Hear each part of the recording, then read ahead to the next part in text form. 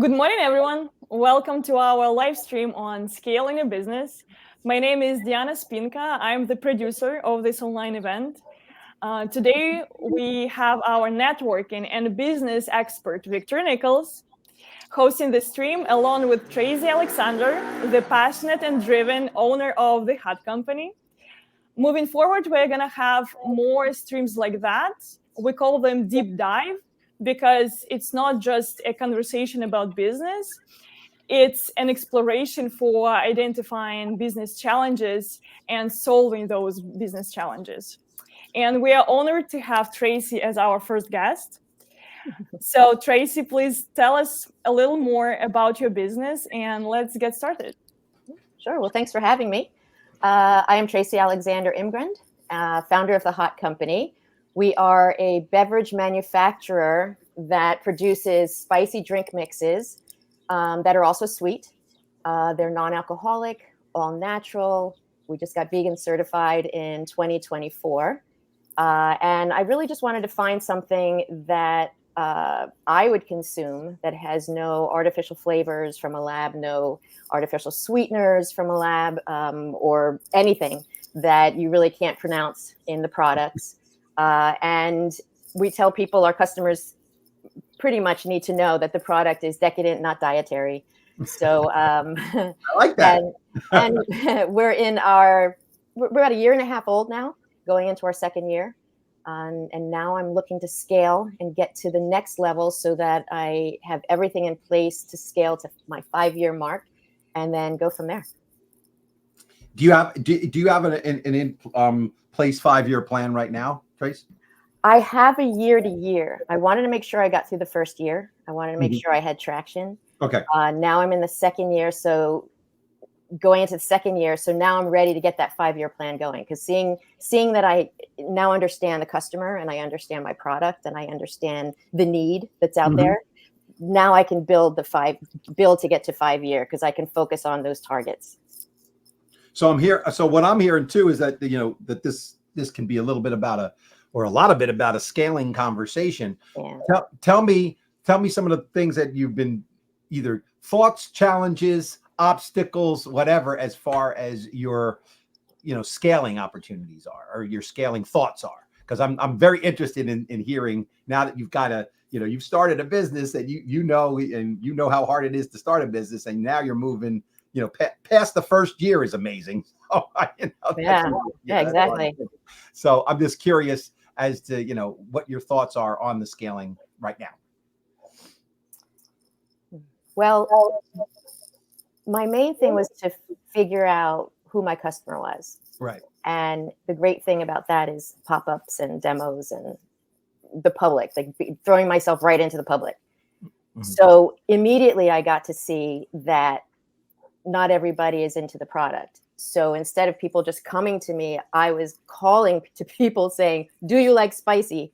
And I would get yes or no, or maybe, or kind of. And then I'm doing my pitch and bringing people over to me so they understand what they're getting. Right. Having a beverage is a very interesting product, and people who are in food know this. People have to taste your product before they buy it. People have to taste your product to see if they even like it before they buy it. Right. Once you get them to like your product, most probably that's your customer.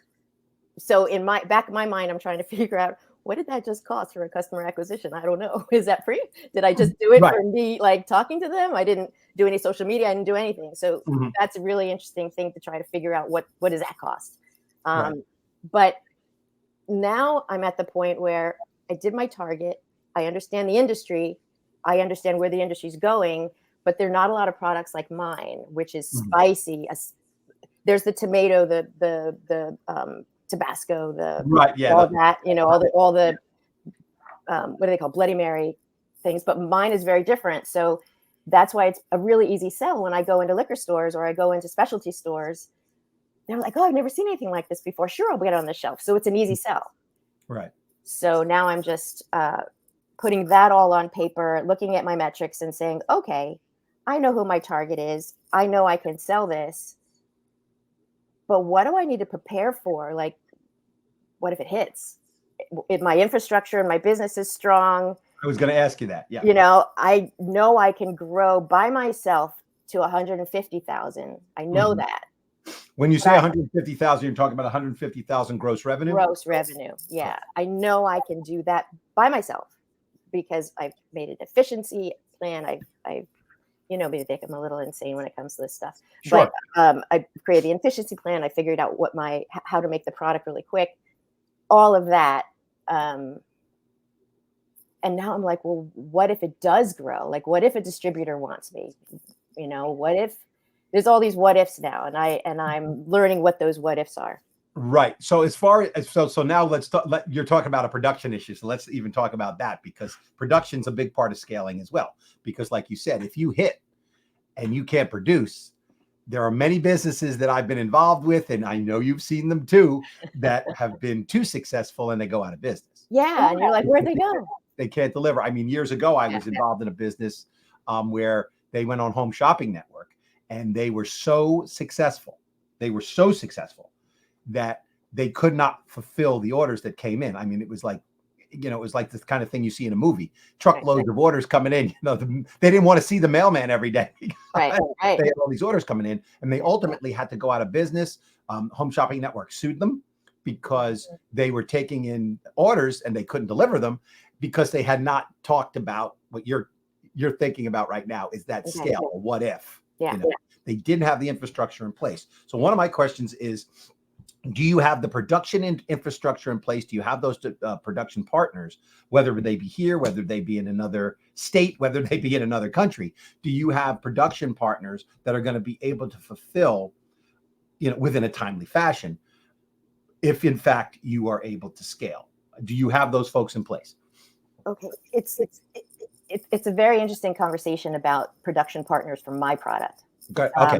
I've tried to put those in place initially. And because we use fresh fruit and we use organic cane sugar and organic lime juice and fresh habanero. Right. And it's a 2-step process to make the product, which is very fast, but it's a 2-step process. Co-packers don't want to work with me. They want to put these, in quotes, all natural lab created sweeteners, flavors in my products in order for them to be able to make the product quick, which I completely understand. It just changes my product. Right. And I wasn't willing to do that. So early on, I knew I'm going to have to create and build my own kitchen, my own facility, etc. Now, I've done those in my past, so thank goodness it's not something that I need to have contractors and all that come in and do. I need the contractors, but I can plan it. I can build it. You can build it because you know how to do it. Right. I've worked with people who were amazing at doing it, and I learned from them. And now I've built my own kitchen. So what I need to do is do well enough, get to that 150,000 mark, save the money, and then find a location that I can build a small kitchen or a small facility that's packing. It's the creation of the product, cooking down, filling, bottling, labeling, blah, blah, blah. Right. Which would be my own assembly line. Okay. So you're going to be your own producer as well. Yeah. And I've had not nightmares, but I've woken up thinking, are you out of your mind? But then I think, no, it's possible. There are a lot of companies that are doing this. There are a lot of companies that aren't going to co-packers. And then, the cost is there, but I'm not paying somebody to do it. I have to have my own people to do it. And I have a great staff. I have like 4 chefs that want to work with me when I get down to that point. I've got, people that want to work in packaging there. So I have a core of people. So you're lining that stuff up. Yeah. That's going to be key to your production. Right. The production part of it, to have that. Right. And then I have control of the product. Right. I'm a little afraid when I don't have control of the product, just because we pasteurize our product. It has to be up to a certain level. If it's sitting on a shelf for a certain period of time, I want to make sure the customer is buying something that's okay, and that my store that is allowing me on their product is not having something that's all of a sudden becoming something like animals growing in. I don't know. I want to guarantee if somebody says, anyway, I'm not going to go into it, but I just want to make sure my product is good because I've seen so many horror stories with co-packers and Well, yeah, because then know. you've started out with a wonderful, well, we've all seen it. I mean, we've all seen it. I mean, I happen to be someone who's very into, as most people know, who, if they know me, I'm into sweets and I'm into desserts and things like that. How many things and how many cookies that have been produced that when they were produced originally were fantastic and then they turned to shit because because the people changed their recipes, they wanted to mass produce them, they got away from quality control, and you don't buy the product anymore. You're like, I can't buy this product anymore because it doesn't even, it's not even resembling the product that was originally presented to me. Right.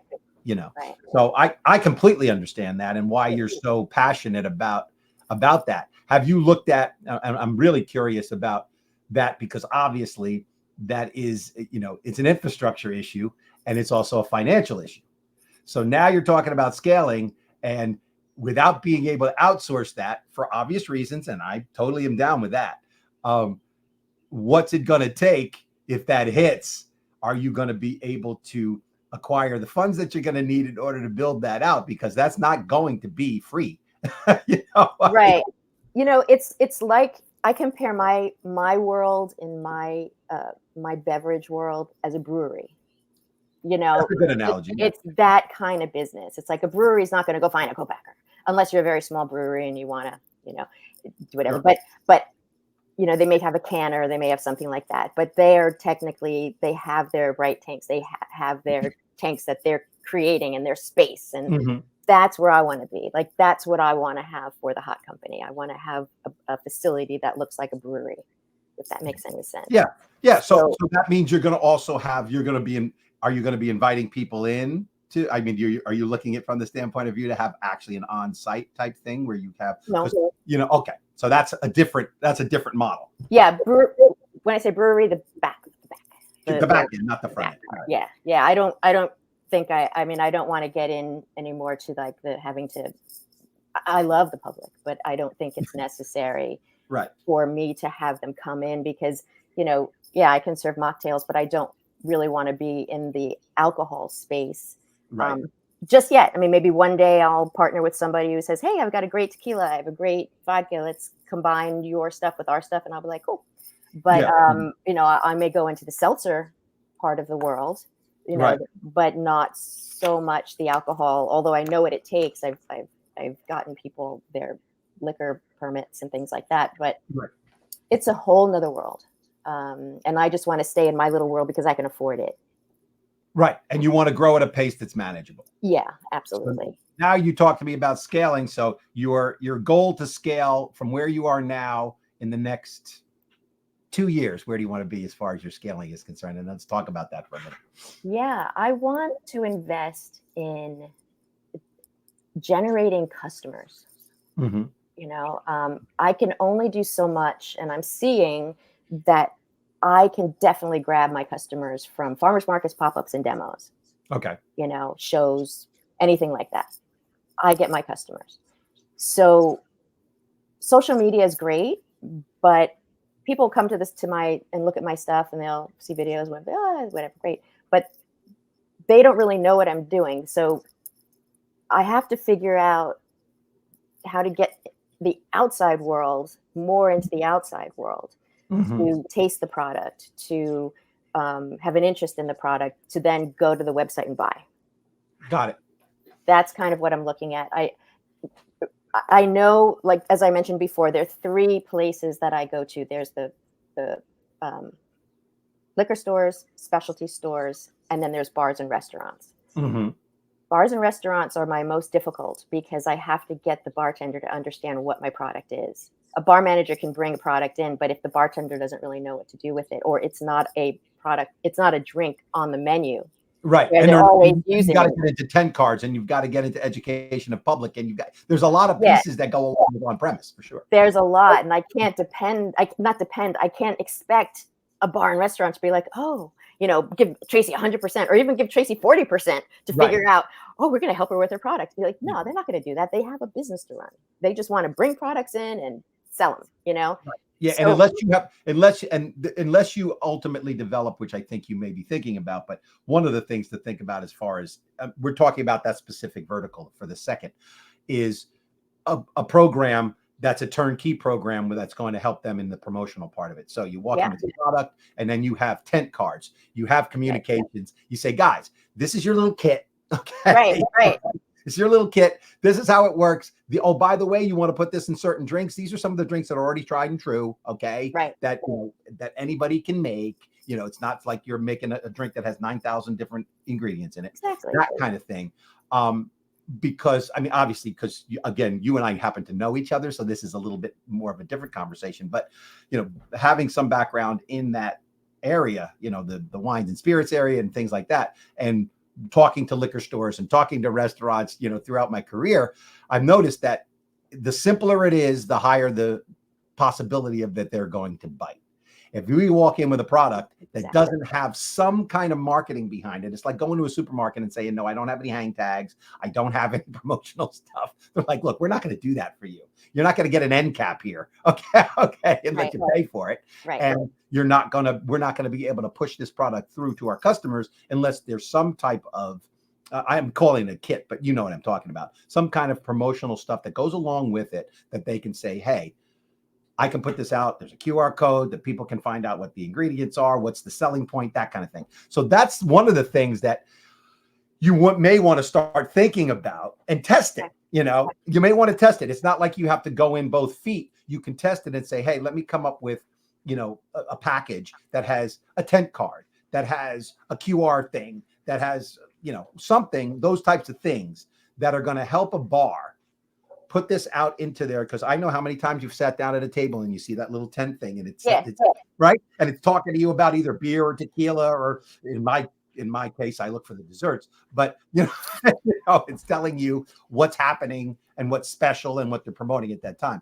They're looking for stuff like that, and it's really not an expensive thing to do, but it also shows that you have a plan. You're exactly right. I'm in 2 restaurants right now. And I did tent cards for both, but it's interesting that they aren't always out. But when they sell my drink, they're commanding a $13, $14 drink. And they're only putting 2 products in it. Yeah. So it's like, I need to figure out how to let bar owners or restaurant owners and all that, like, definitely the tent cards work. And I love that idea, like to have that in the package when I already done, go in there, do a pitch. Boom. Here's a tent card you can use. Yeah, I love that. Here's your starter kit, Yeah. Here's the recipes. Yeah. Here's your starter kit. Let's get this thing off the ground. Right. And then because you're in a situation where you have the opportunity and you're most likely doing it in a radius of places that you can get to, you can then come back in. The other piece is the ability, and I know as you start to scale, you're going to have other people who are going to be able to do what I'm about to say. Okay. Is checking in on those restaurants, okay, and all those locations. One of the things I need to clone myself. Because the thing about doing that, but I need to clone myself. Just the fact when you pop in, okay, or someone on your team pops in, they know that this is a product that has something behind it and is interested in being pushed, because it's out of sight, out of mind. They're going to see, oh shit, man, I forgot about, I wasn't thinking about that. Oh, they're here. They're checking to see what our inventory is. They're checking to see if maybe you have something new to tell them. You might have a new flavor. You might have some new promotional literature, whatever it is, but you're checking up on them. Right. That's where new orders happen. Okay. Because they don't have to call you. How many times have I run out of, and we've all run out of things. I'm sure Deanna too, where you run out of things and you're like, oh man, I got to remember to order that. If somebody reached out to me, I'm ordering it. You know what I mean? You walk into my place, I'm like, oh great, I don't have to worry about that. Yeah, I need 3 pieces of that. Great, it was super seeing you. Anything else? Okay, great. And they're going to move on with their day. You're absolutely right. The places that I'm going to are within my area, right? So I have my radius of maybe 20 miles. Right. I have a place in Cherry Hill that I was referred to get our products in, but that's like an hour and a half away. So I'm thinking, oh, how am I going to service that? So I'm stalling. I could get on the shelves, but I'm stalling, and I'm just like, it's great to have this conversation with you. Market research mode in that particular vertical, and what you can do is the ones that are close to you, okay, pay very close attention especially if you're giving them equal face time. Yeah. Pay very close attention to the ones that are driving the most product. Okay. Okay. Because that's going to tell you a couple of things. One, it's going to tell you that those people are aligned with your product. They understand, they're looking at it from as a profit center, because there ain't nothing philanthropic about this. So they're, people want to make money. So they're aligned with your product. You're going to have those outliers. You're giving them the same FaceTime, same pitch, same tools. They can't sell a drop of the stuff, right? Yeah. Yeah. You can't sell a drop of the stuff. Bye-bye. Place like that. Yeah. Right. Oh, you say bye-bye? Oh yeah, say bye-bye, because you don't want to service that. You can let them keep what they have, but don't waste your time on dead locations. Okay. Everybody is not going to push your product for a multitude of reasons. They don't train their staff. They don't care about it. They don't think the margin's high enough. Pick something. There's a million reasons why people don't do that. Okay. However, focusing in on the ones that are embracing you and moving that product and cutting out the dead wood is also going to help you start build what is the profile of restaurant or premise, right? That does the best with my product. Every restaurant's not going to do the best with your product. And I'm being hypothetical because I haven't done the research, but let's say a Mexican restaurant's going to do better than Ruth Chris. Okay. Okay. All right. Because of the nature of what they sell, right? The hotness, the vibe. So they already have a clientele that has an inclination toward hot, or they wouldn't be in the freaking building, because, those types of places sell hot food. So now you've got somebody who, that the people walking in the door are already potentially your evangelists for your product, because they like that kind of a taste profile. And then the ones who don't, bye-bye, because you're going to waste a lot of time trying to service people who are never going to turn a profit. So that's not up to me if they're not turning the product. It's not up to me to go do demos, to go to. No, it's not, because okay. Especially, and the reason being is that I'm talking about comparing apples to apples. If you're giving one location the same amount of love, and you're giving another location the same amount of love, FaceTime, product, everything else, and one location's killing it, and the other location is it still hasn't opened the first bottle. Yeah. There's an intrinsic problem with the adoption of your product. Why waste the time? Got it.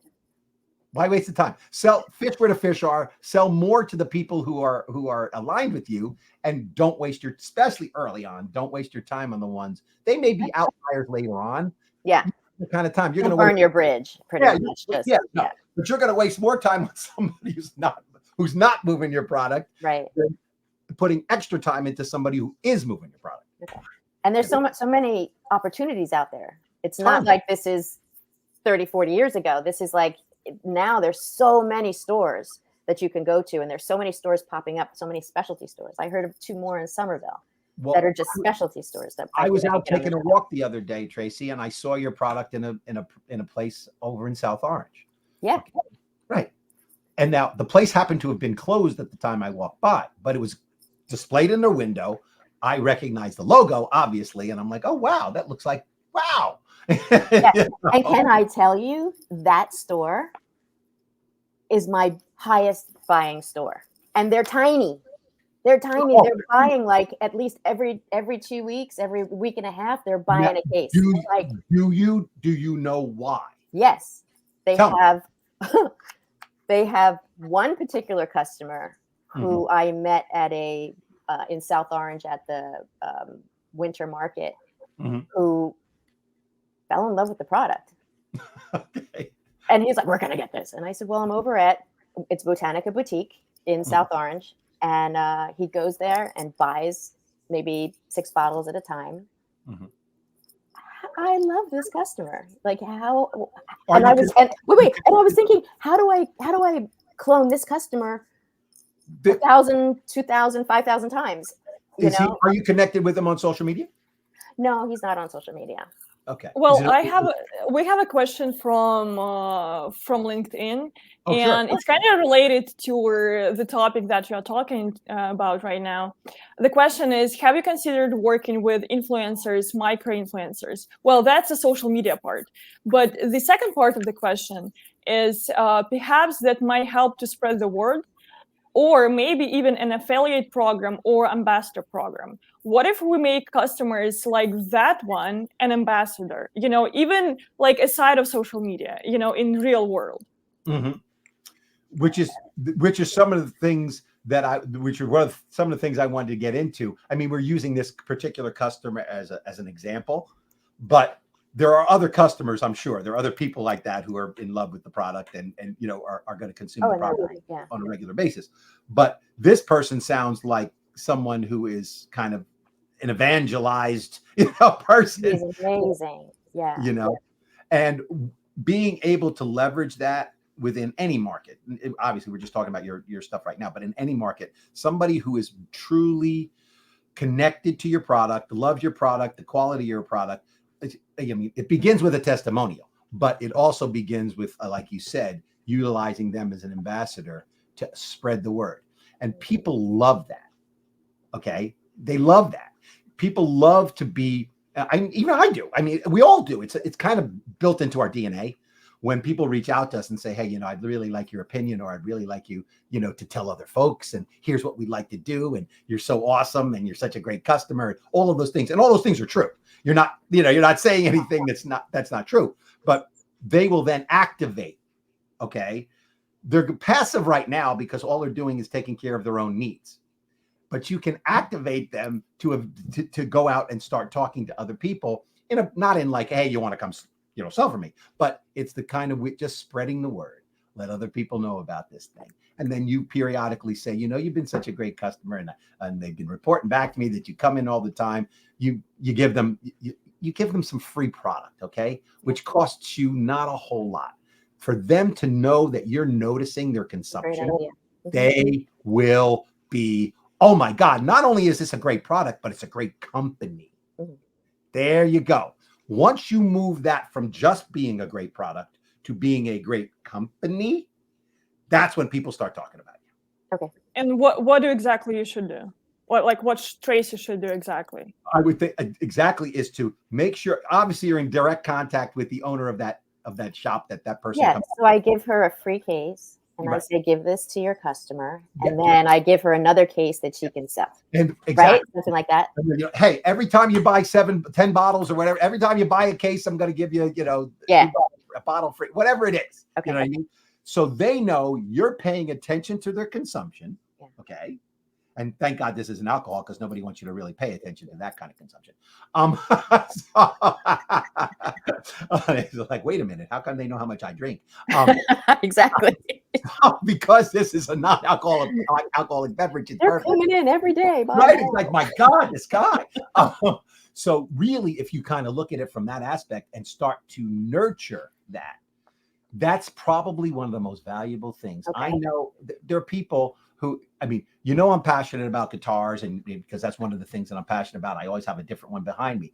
When I talk to people about the guitars that I have and the ones that I really like, they go out and buy them. Now, I don't get anything for that, okay? Because I'm just passionate about the guitar. I say, oh man, it's this, it's that, it's this, it does this, it does that, it's this, because I am someone who's actually used the product. I love the product. I have no vested interest other than to share my happiness with a fellow musician and say, if you either have the money or you're in the market or whatever, this guitar is the way to go, brother. Yeah. And people buy them. They call me up and they say, oh, Vic, I bought the guitar you suggested for me. And you suggested it. It's awesome. And I love it. And I love this. And I love that. It's building that. It's almost them building the community for you. Yeah. Okay. I like that. And you know what? I'll find out from Chris over at Botanica Boutique. Yeah. If she is a owner of a business is already giving him a certain discount or doing something, and then I'll just ask her. I'll talk to her. Yeah. And you can test this. This is a beautiful thing. These are things you can test. Great idea. Without having to, because earlier in the conversation, you're like, hey, Vic, I can't be everywhere. Of course you can. Right. Once this business grows, you're going to be screwed because you're not going to be able to get to all these different places. Yeah, so you're going to have to either have representatives in place. You'll have to have, people who may be repping other products who are going to these places, and they're adding your product to the things that they're repping, as opposed to you building a sales force, so to speak. You can have some key salespeople who are maybe regional, in particular regions. Yeah. And managing that kind of thing. But you also there are rep groups. There are rep groups, as you probably well know, in the beverage industry that will take on a product if they think they can move that product, and it takes you out of that regular, oh my God, I got to drive over to Johnny Joe Blow's store, and you'll be dead after a while. It's just, you're not going to be able to do it. I think that would be in my third year. Okay. Like now would be maybe getting a couple salespeople, paying the commission, doing an hourly, that type of thing. Absolutely fine. And that might help. I love the word commission, Tracy. I love the word commission because it's directly related to production. Yeah. And then figure out, okay, like what's their job? Are they demoing? Are they, are they doing the farmers markets for me? Because farmers markets, I don't know. I just love being out there in the public. As shy as I can be, I have no problem talking about my business. You know that. And I'm just like, blah, blah, blah. So but there's a reason for that. There's a reason for that, Tracy. And there's absolutely, I'm going to go out on a limb here and say there is absolutely no one person who's ever going to be able to convey this to this product what an owner in public does. the way you do. Okay. Yeah. Like any business. Yeah. Like any, nobody's going to be able to sell it like Tracy. And as long as you're okay with that, I'm fine with that. Yeah. As long as you have the key points. Yeah. That's all that's needed. Because I already know what sells. You want I to already train know them the in the word. way in which you want people to view your product. So you take a little time in training. You hey, these are the selling points. This is what I've learned. Right. In doing this for now 2 years, this is what I learned. This does not work. This works really well. Okay. So don't waste your time. I know you think it's a great idea, but I've done some research here. So here's how we get to the sale. Here's how we get to the final, yes, I want it, and how you're going to bring them into the door. Because again, because you have a good product, because obviously I've tasted your product, because you have a good product and it's packaged well. That's the other piece of it. It has a nice package. I've shown the pictures. Yes. There we go. Wait. Hold on. Let me make your bigger on the screen. So I have strawberry and pineapple. Right. And those are the ones you have right now. And they're nice package. They say to me that it's fun, right? They say it's fun. Yeah. And once I taste the product, I can say, cool. Let me see. I wonder what else they're going to come out with. That's the other thing. But you and I know having too many products. Even though it would be wonderful to have like an apple or a cucumber. Well, not cucumber now since the FDA put a ban on. Put a kibosh on that. Yeah. But I could do an apple, but the problem is now me trying to get to the $150,000 mark with the two I have. Adding that third, it's more. So it's more work, right? And you're taking time away. It is more work, no doubt. And you could reverse engineer that. Okay. Now I know you're not right now because of the nature of what it is. The social media piece is not the big piece right now. However, utilizing the social media platforms to stay in contact with the people who have already tried your product, you can ask them as you continue to grow, what flavors might you be interested in if we were to add flavors? Okay, I'll do that. Okay? And collect that data. And you may find out, this is hypothetical, you may find out an overwhelming amount of people want apple. Okay. Well, guess what?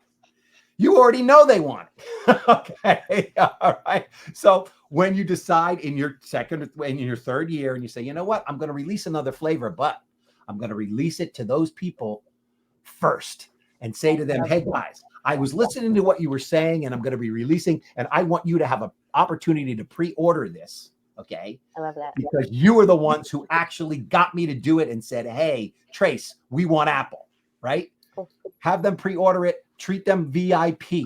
Guess what? Once you do that, they're going to tell everybody and their grandmother's grandmother, because you reached back out to them. You took their advice. You built a flavor as a result of what they told you. They're yours for a very long time and they're coming back. I like that.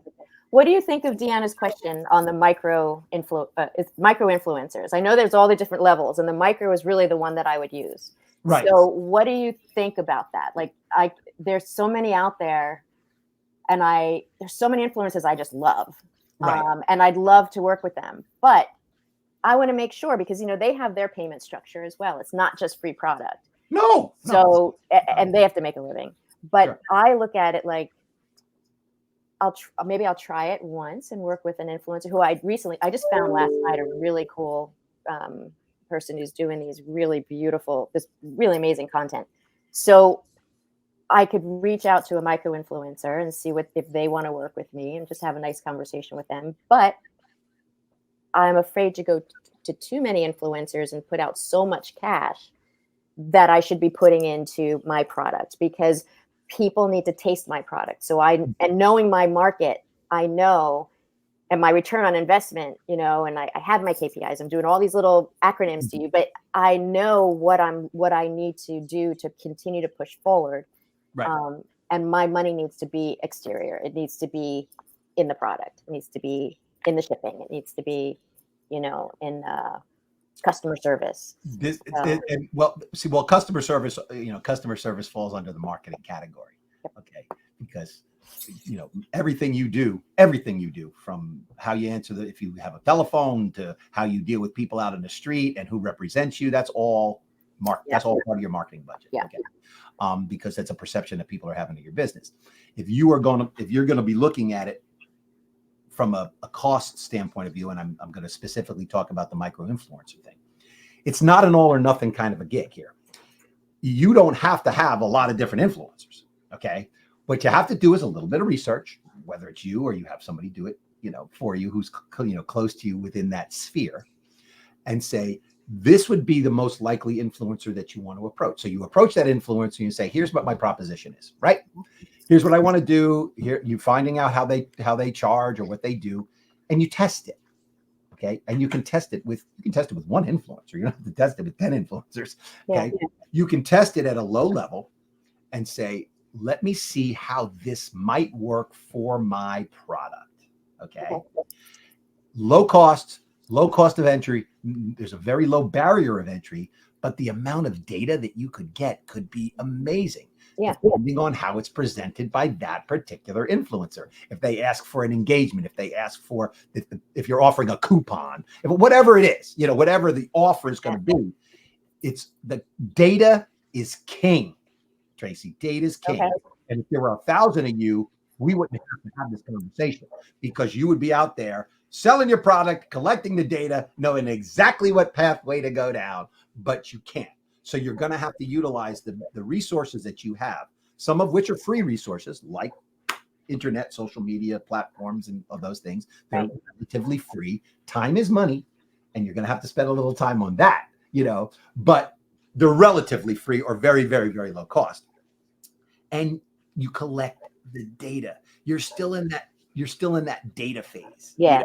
Of saying, hey, I love my product and I got some people who love my product, but is this an Anheuser-Busch, or is this a, candy store in the corner? Right. What's the size of this business? Right. And do I want to get that? As a social media person, I have something to say. It's also not about it's not about the content that you love. It's more about the trust and the connection relationships of the influencer with their audience.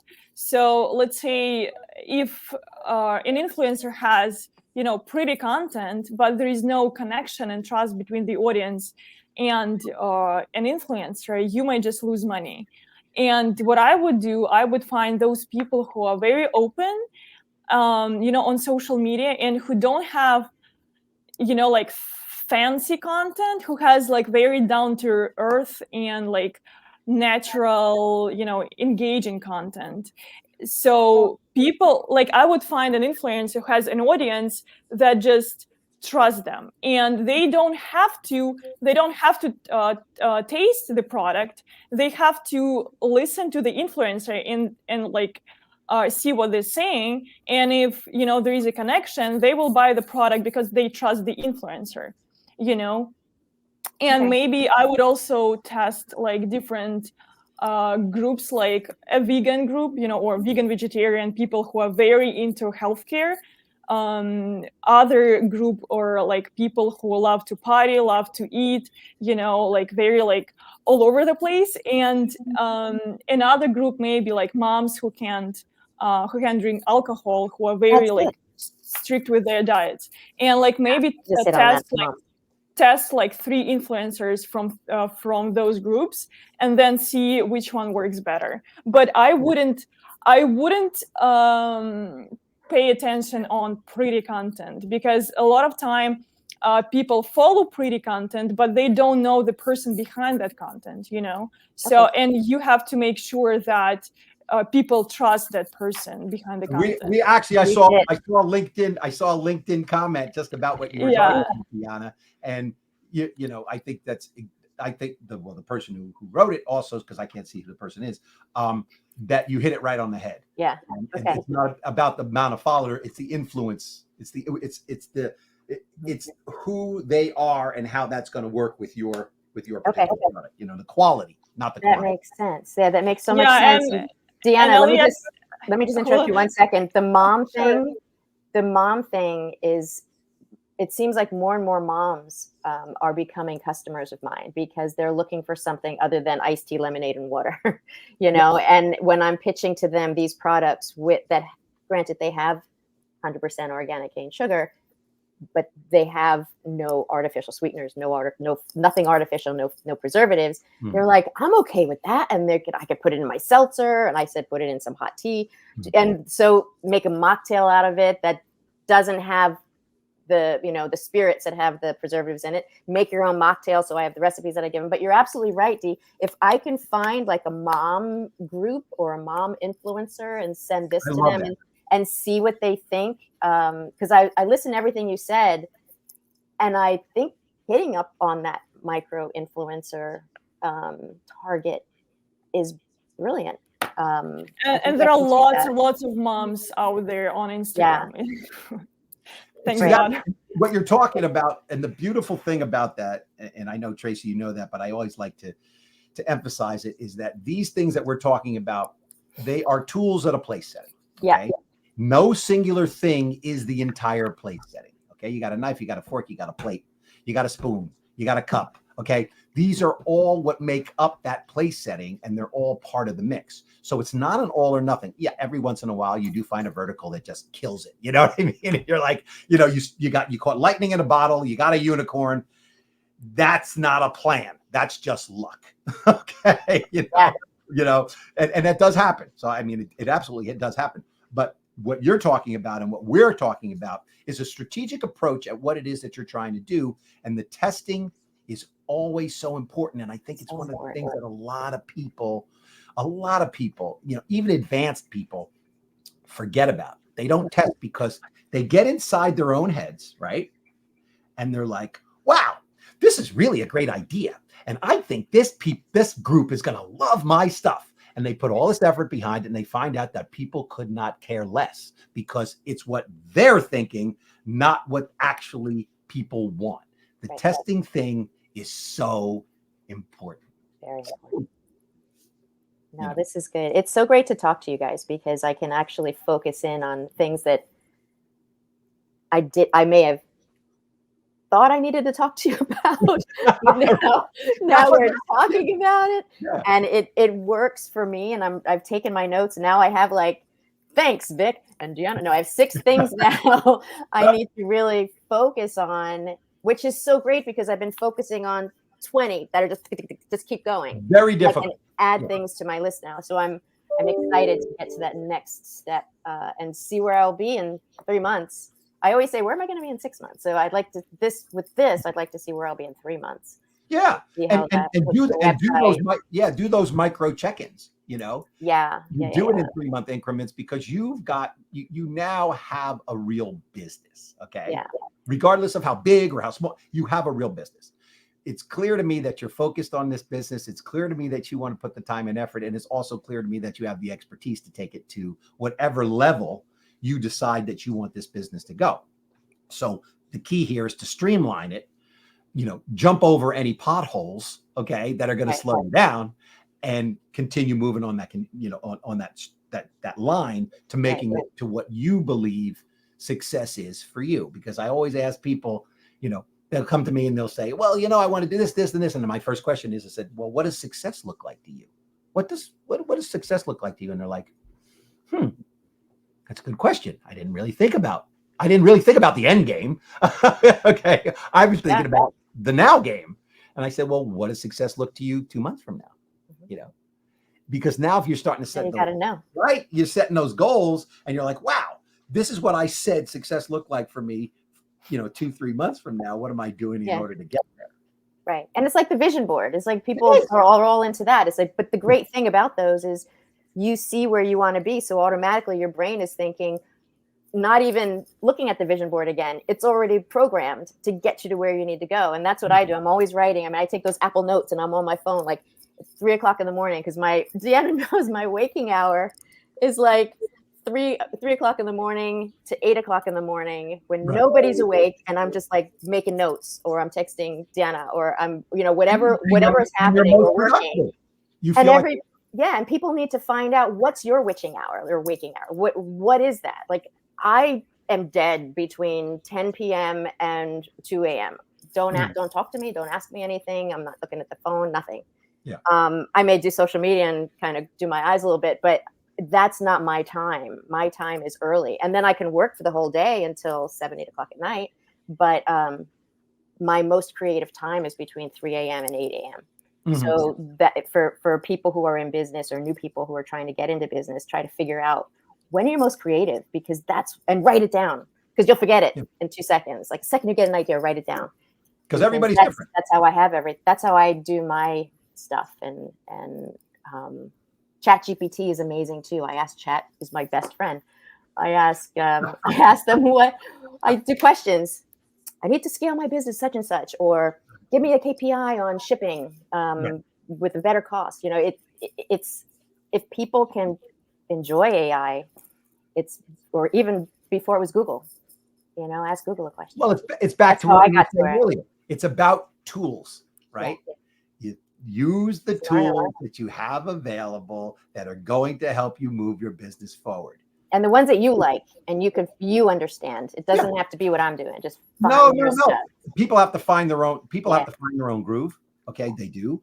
There are certain business practices that are somewhat universal. Yeah. Okay. There are certain basic business practices that are universal, but there's so many variables in so many other lanes, especially in the marketing lane and the communication lane and all those other pieces, that you really do have to pay attention.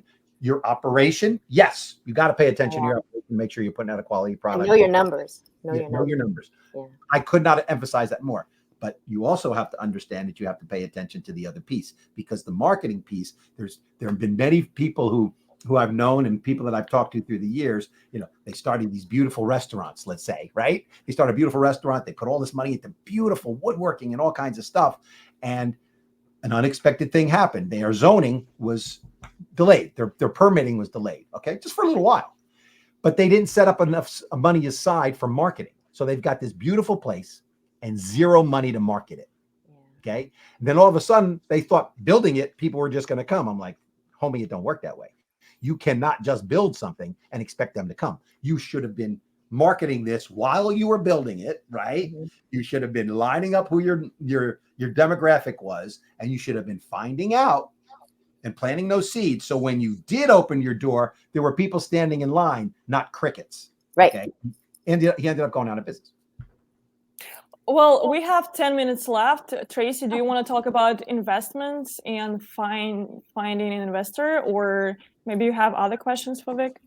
Yeah, I don't think I'm doing the investor right now. I have to really get my, I have my business plan. I have all that, but I need to get a little bit more traction and see where I can take this business, so that when I do go to an investor, I can say, this is where I am. This is where I need to be. This is what I'm using your money for. Because now, yes, I'm self-funded, but right now, I don't want to waste an investor's time on that. But I do appreciate this conversation, because I've had to work on costs.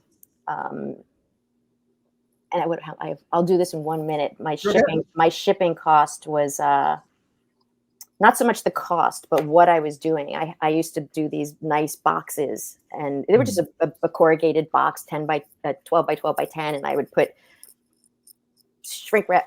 I put like pretty paper in there and make it all pretty, and extra bubble wrap the bottles, and it took me like 12 minutes per freaking box, and I'm doing it all to thinking that's what people want to see, and I never once got a comment, "Oh, your boxes are so pretty." So I'm like, this is, so I went on Uline and I found a wine box that can put the 2 bottles in it, and it's a degradable. I still have to find this out because it's a degradable. I thought it was styrofoam, and I'm like, no styrofoam, but it's a biodegradable something styrofoam that's in these boxes in it, and they're like 12 by 5 by whatever, and I can put the 2 boxes in there. Yeah, so efficient. And I put my packing slip, and I put my recipe card, and I put my business and whatever, and it says, "Welcome to the, thanks for your order. You're now officially a hothead." You're like, that's what I say to people when they order. Pack that puppy up, and it's out, and it takes me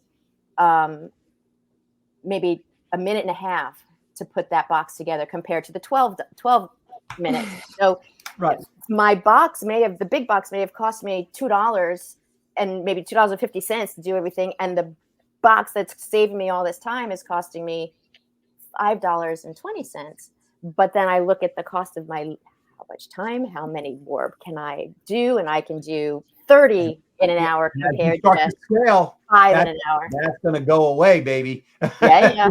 So and also your volume is going to drop. It's going to drop your unit cost anyway once you start buying more of them. Exactly. So it's really a matter of as a business owner, just it's constantly looking to save your dollar, and not giving it out. But you got to spend to figure things out too. You do, and it harkens back to our earlier conversation. It's about experimentation. It's about what I call educated experimentation, not just experimentation for the sake of experimenting. Yeah. And making sure that you're paying attention to the data you're getting back. Right. Okay. Because guess what? Failure is so important and really valuable. Absolutely. It's like super valuable. People are like, "Oh man, I freaking failed at this." I'm like, whoa. That's a good thing. The best thing. Okay. That's the best thing. No, love your failures, because that gets you to the next step. And love your customer. Listen to your customer. I have the best customers on the planet. And I keep telling everybody they're the best. And because they tell me about my product. They tell me what they're looking for. That's a gift. Oh my God, it's amazing the connection that they give me, and I'm just really lucky with that. But hopefully I can get with this information, and people going to the Hotco website. Oh, can I just say Hot? I don't know if you see how to spell the company name. H-A-H-T. It's underneath your name, but it's okay. H-A-H-T is the phonetic spelling of hot. H-O-T. So it's in the dictionary. It's nothing made up. It's not hot. It's hot. So, and then the website is hotco.com, HAHTCO.com. And that's where to find all my stuff. You can go on Instagram. So everybody who's listening or will listen or hope to listen in the near and or distant future needs to order your product for sure. That's sweet. And watch us grow. We're on our way. We're getting some traction. I'm really appreciative for everybody. So thank you. This is excellent. Yeah, we'll definitely put the link to your website in our next post, where we'll share a snippet of this conversation. Right on. Thank you. And guys, thank you so much for putting me back to work. More stuff to do. Much needed. Look, I do the same thing. I talk to peers of mine and friends of mine and things like that. I mean, we've been in business for a long time. Since '81, I've been in business, but I don't know it all, and I learn something new every day. And I'm always looking for new opportunities to grow and to position not just other people's businesses, but my business as well. Because obviously, you have the marketing and advertising stuff. But this is the kind of thing that if people continue to do more of this, your businesses are going to move faster. They're going to move faster. No, this is Yeah, great. and I hope we'll get more people interested in conversations like that, because when we listen to others, other business owners, we can get some insights for our businesses. So it's always great. And we intend before we drop off here, that's really one of the things, Trace, that we are really intending to do with this is to create a community. Okay. I think it'd be great. Yeah, to create a community and have it obviously grow, but where we will be able to have these dialogues in larger groups and in smaller groups, and ultimately be able to do some retreats and things like that. So there's all kinds of things that we want to build out of this. But right now, the communication piece is so important. Yeah. And having you guys is really, having someone like you that you can talk to is great for someone like me. And I think other business owners, as they get started, if they could find you, now it's a matter of you guys getting out there, making people find you. Yeah, because sure. This is a great opportunity. And I think people would benefit from working with you. Well, this is awesome. We're going to rock it, baby. Right on. All right. So thanks, Deanna. Thank you, Tracy, for this wonderful opportunity to have this conversation. There'll be the conversation will continue, but we have to jump now. So I think it's a wrap. It's a wrap. Yep. Thanks, Thank you all you guys for coming. Thank you. And all right. see you next time.